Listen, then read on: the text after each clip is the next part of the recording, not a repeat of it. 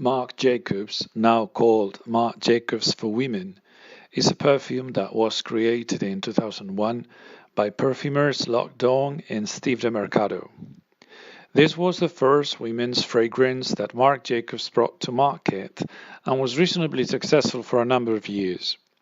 It might be discontinued in the near future, as supplies are dwindling, apparently, although that would be a big mistake. Fragrantica defines this as a green floral, but for me, this is a modern white floral. Slightly sweet without being at all a gourmand fragrance. Its opening notes are mainly gardenia and bergamot. The middle notes are tuberose, jasmine and white pepper, as well as honeysuckle. And among the base notes, we have to mention ginger, cedar and musk. Though, to be honest, I do not smell any ginger or cedar. They must be hidden somewhere. Let's say this perfume leaves a rather sweet trail without being cloying at all, which is remarkable to say the least. It is soft, elegant, and very well made. I think it is very well composed and is well balanced. As for its longevity, well, it's quite high, and the projection is average but well adjusted.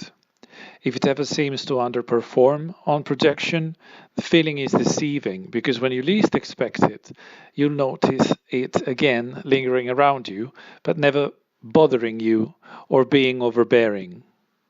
Well, these are the main features of the perfume. Generally, what I would highlight above all is that this scent is relatively unknown, at least in some areas of Southern Europe. You never smell it on other people really, and it's rarely found today in high street shops and is getting less and less common in online shops and discounters. I would not dare call this a hidden gem, but it is close to that status and it really deserves more attention. It is true that this may have been one of the last white florals that hit the market before the fruity floral invasion of the early to mid noughties and the current trend towards gourmands. Before the year 2000, there were very successful green florals like Gucci Envy or Chanel No. 19, and heady white florals like Fracas or K that were always standing, always valid, and also the aquatics of the 90s like L'Odyssée. This Marc Jacobs is trying to be a light white floral with some watery undertones, let's say something in between. What I would highlight in this perfume is the wonderful use of gardenia.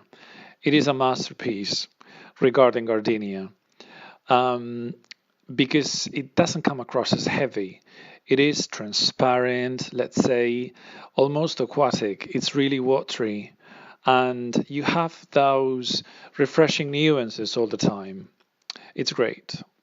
When smelling it, it has sometimes reminded me of that smell and feeling you have when opening a can of 7-Up or Sprite and approaching it to your face, to get that first sip of it. And the feeling that you get when you're going to have that drink and the smell that you get from the can.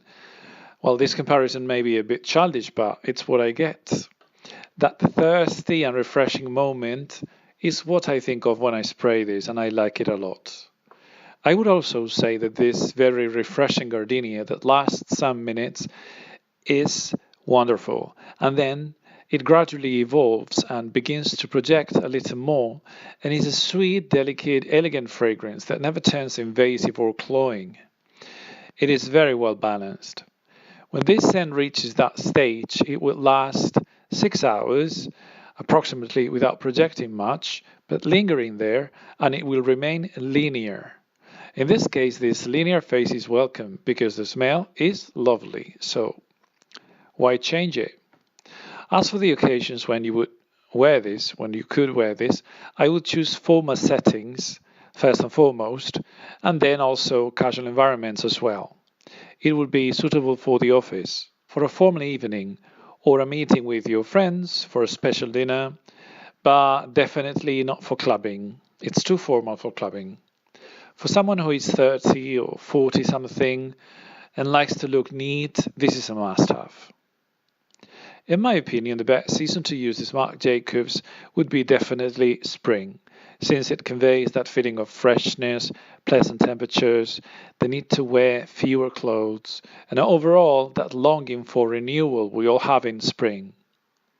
However, it would also be a good choice in winter and in summer maybe, as long as you do not overspray, of course. In short, let me insist on this. This scent shows distinction. It is sophisticated and really stands out as a friendlier white floral for the millennials, who would probably dislike stronger options like Terracotta by Guerlain, Fracas by PK, or Truth or Dare by Madonna.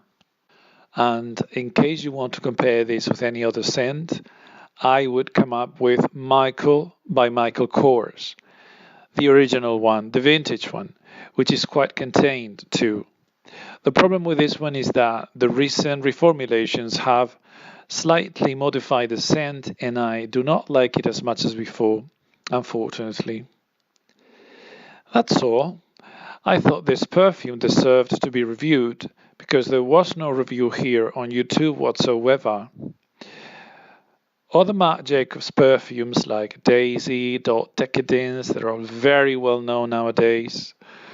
But they have a grandmother, and she deserved some praise.